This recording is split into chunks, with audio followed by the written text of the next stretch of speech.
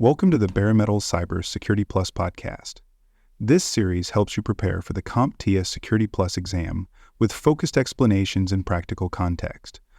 For a companion study guide, check out the Achieve CompTIA Security Plus 701 Exam Success by Dr. Jason Edwards.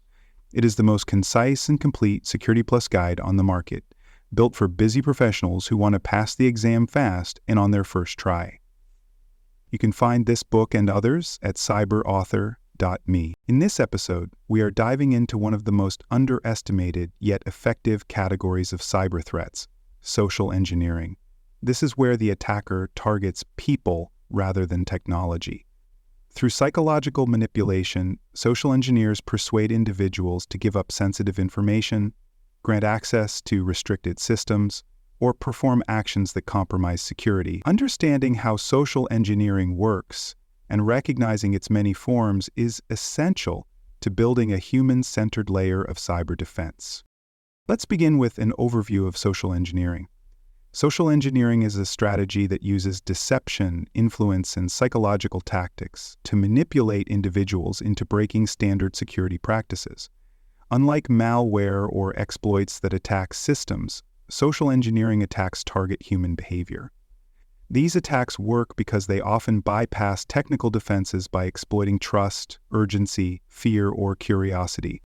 Attackers may impersonate authority figures, pretend to be technical support, or craft scenarios that cause a sense of urgency, like claiming a user's account has been locked or that an urgent payment must be made. Victims are then tricked into sharing passwords, clicking malicious links, installing unauthorized software, or transferring funds. The key to preventing social engineering is user awareness and consistent training. Technology alone cannot stop an employee from clicking on a link in a convincing phishing email. Organizations must foster a culture where users are encouraged to question suspicious requests, verify identities, and report potential threats without fear of blame. Now let's look at phishing and its variants. Phishing is one of the most common forms of social engineering. Classic phishing attacks are usually delivered through email and involve messages that appear to come from legitimate sources such as banks, online services, or even coworkers. These emails often contain urgent requests to verify information, reset passwords, or open attachments. The goal is to trick the recipient into clicking a link that leads to a fake website, entering their credentials, or downloading a malicious file.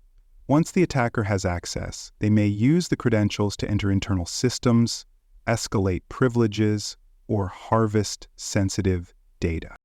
Phishing emails are designed to create emotional responses: fear, urgency, or curiosity. They might say, "Your account has been locked. Click here to reset your password," or "You've received a secure document. Log in to view it." Because these messages often mimic legitimate branding, users may not notice they're being targeted. Next, we move to vishing, short for voice phishing. In a vishing attack, the scam takes place over the phone. Attackers often pretend to be from technical support, financial institutions, or even government agencies. They use scripted conversations to manipulate victims into giving up personal information, entering account details, or granting remote access to their systems. A real-world example involved an attacker calling a small business employee claiming to be from the company's IT help desk.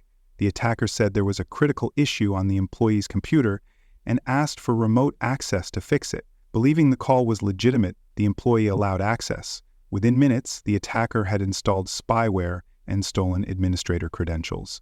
The breach went unnoticed for days and required extensive remediation. Phishing attacks are successful because they use pressure tactics and impersonation. Attackers often spoof phone numbers to make the call look legitimate. They might cite internal terminology or reference recent events to sound credible.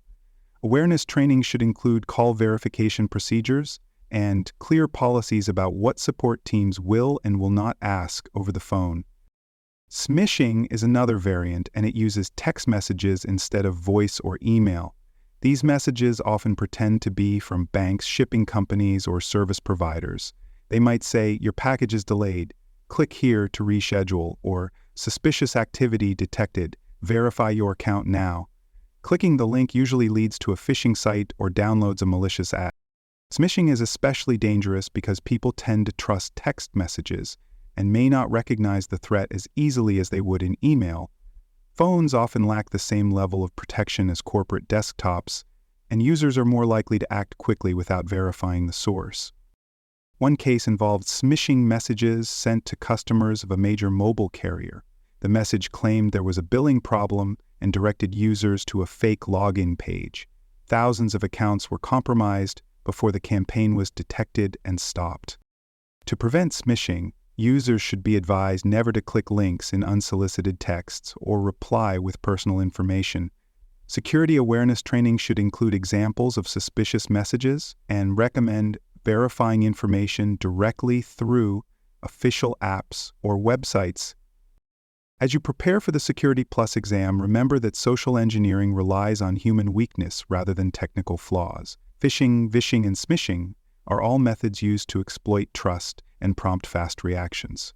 The exam may present a scenario involving a suspicious message or call and ask you to identify the type of attack and how to respond. Watch for emotional triggers, fake urgency, and impersonation. These are the signs of a social engineering attempt. Thanks for joining us for this episode of the Bare Metal Cybersecurity Plus podcast. For more episodes, tools, and study support, visit us at baremetalcyber.com. And before you take the test, make sure to check out the practice questions in the book Achieve CompTIA Security Plus SY0-701 Exam Success by Dr. Jason Edwards. They cover every domain and are a powerful way to lock in your knowledge.